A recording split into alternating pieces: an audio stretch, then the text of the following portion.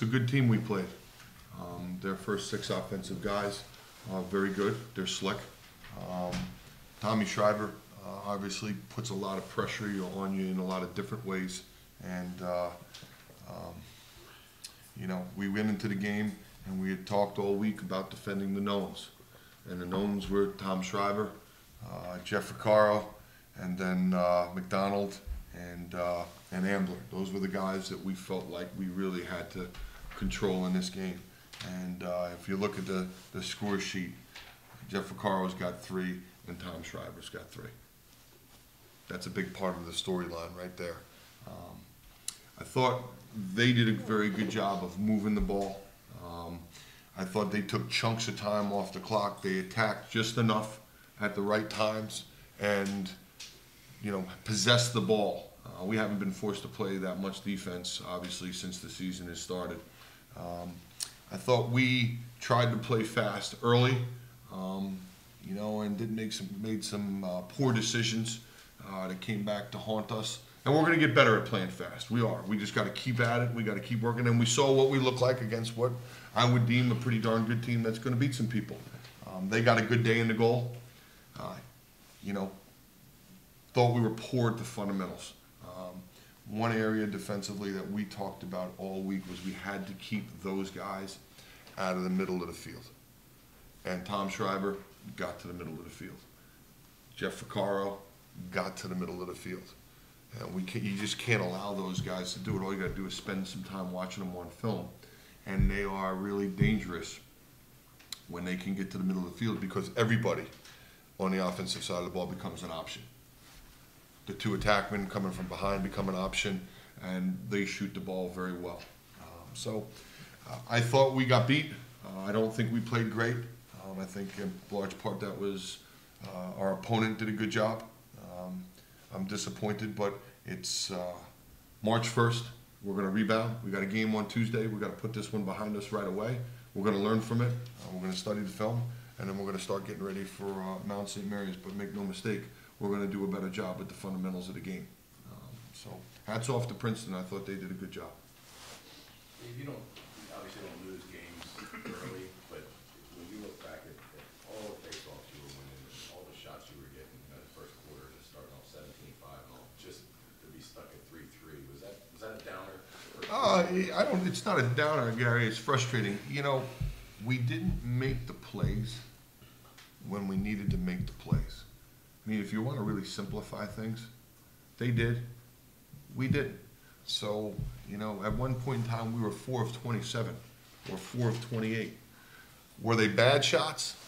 I don't think so. Could you say a couple were? Sure. You're going to take some not so high percentage shots. But, you know, we shared the ball. They slid early to our middies, forced our middies to share the ball. We did.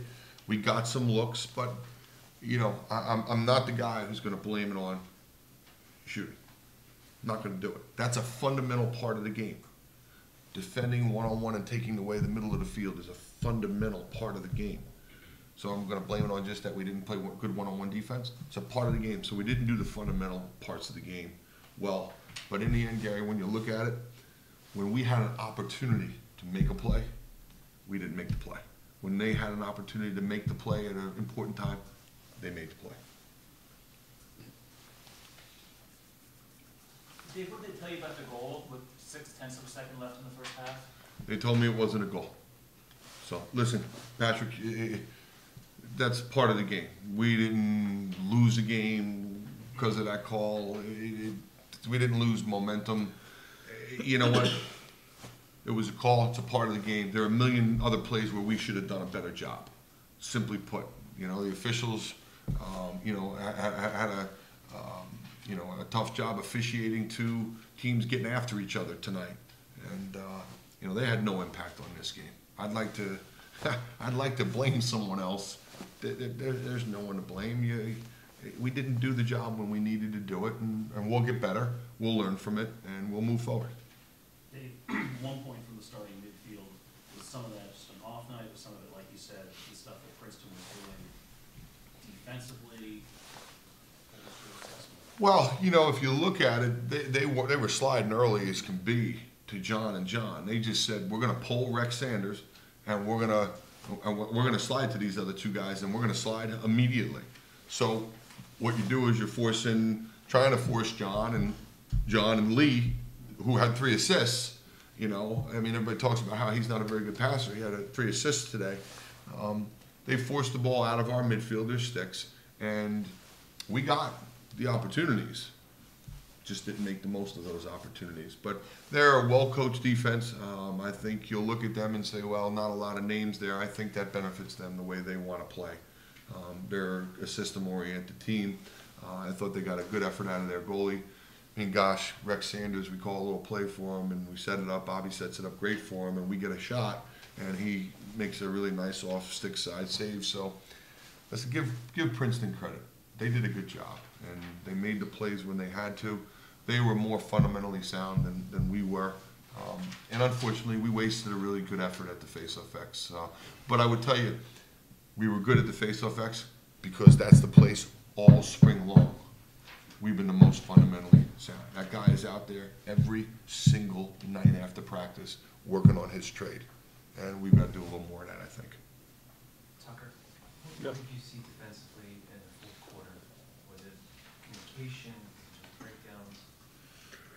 breakdowns? I thought we got a little anxious in the fourth quarter. We got a little bit out of our groove. We started, pressing out a little bit, just kind of worrying about the score. I mean, we were down 3 goals. I think there was like 7 minutes to go, and we were just getting out of position a little bit, not really playing our game. Overall, I mean, Princeton played a great game. I think they're a really good team. Like Coach said, they've got, in addition to Schreiber and Fakar, I was pretty impressed with their entire offense.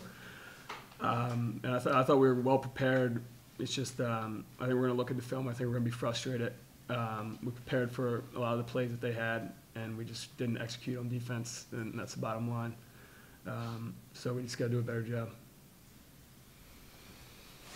Coach, in the fourth year, it seemed like you were going for the second line midfield a lot. Was that just kind of you liked the matchup so better? You try to mix and match. You try to find a way to generate, and literally Lee was getting to the goal, and Lee was drawing slides. So we went to him. Brownie gives us a guy who can kind of extend the defense a little bit more, can shoot it, gives us an invert presence. We went at the end, we brought Rex Sanders through the box, and actually, that's a great example of tonight. We bring a guy through the box after a timeout, we set up a play, we get exactly what we want, we get him matched up with a short stick, he dodges the middle, they play it, we roll, we draw the slide, and then we throw it away. So we didn't execute those during those opportunities. Frustration. Listen, you're gonna lose to a good team, and what we've got to learn to do is we've got to learn to make the plays in those stressful situations. Brandon, can you talk about what happened on offense in the fourth quarter? It seemed like it was either Matt O'Connor had a good day or some costly turnovers. Yeah, I guess it's kind of like the defense. We were getting anxious. We saw the score. I mean, we were only down by 2 with like 9 minutes left, and then they got one with like 8, and we just seemed to get tight. Like Coach talked to us after the game, we kept playing loose. Then we'd get tight when they'd score a few, and I think we were just playing out to score too much, not even realizing how much time we had, and we just played tight, and then it worked to our advantage. Coach, Hopkins and home's always been one of the great home field advantages. Do you feel you lose a little bit of that with 5 o'clock starts? Listen, there are some people out there that are very unhappy with me because we play 5 o'clock games on a Friday night and not a 1 o'clock game on a Saturday. Listen, if it were up to me and there were no benefits to it, I'd love to play every game Saturday at 1 o'clock. It's what I grew up with. It's what I played. But this is an opportunity for us to be on television nationally. And, it benefits us a great deal to do that. Both teams have to deal with it. What time the game is, doesn't matter. We're in our own locker room, on our own field. We're familiar with the settings. Our student section was there. There weren't many Princeton fans there tonight. So Is it to our disadvantage? No. In the end, you gotta go, we'll play the game in a parking lot, and you still have to catch and throw, shoot, defend. You still gotta do the fundamentals, so. Our game's changing. We're seeing it happen right in front of our eyes. You know, tomorrow Duke, Maryland play at 11 a.m. Who wants to play at 11 a.m.? Every kid in America's got sports on Saturday at 11 a.m. Your kids probably got sports. My kids, they got sports. So it's just the way our game is changing, and it certainly benefits us to be on TV. For Brandon Tucker, how significant is this setback, if at all? I mean, I think it's a good way to see where we're at. You know, we got by our first 3 games the way we wanted, and we felt like this was going to be our first real big test that we'd be able to see where we were at from, and we definitely saw what we need to work on and what we need to improve. Yeah, I mean, I agree with Brand. We thought this was going to be a good measuring stick for us. We're going to see where, you know, from the film, what exactly we need to work on. But it's a long season. We're not going to hang our heads right now. We've got another big one on Tuesday we're looking forward to. So, I mean, more than anything, I'm just going to remember this feeling, you know, and just kind of use it as motivation as we move forward. How would you describe that feeling? Just, you know, disappointed in myself collectively. You know, in our defense, I thought there's a lot of things we could have, you know, done better. So, like I said, I'm just going to remember this, and we're going to use it as motivation moving forward. Coach, I know you're normally not a huge fan of the midweek games because you like to have a week kind of look at the team. Is it at all, I guess, frustrating having a midweek game when you see a game like this and you want to maybe do some things the next week? You know what, listen, the best thing we can do is move forward. That's the best thing we can do is get right back on the horse again. Mount St. Mary's has a game tomorrow. They got to play, so I'll go out and watch that tomorrow night. And they got to do the same thing. So we're at no competitive disadvantage. And quite frankly, we need to get back on the horse. We need to put this feeling away. I think we're all disappointed. Who's happy when you lose? None of us are.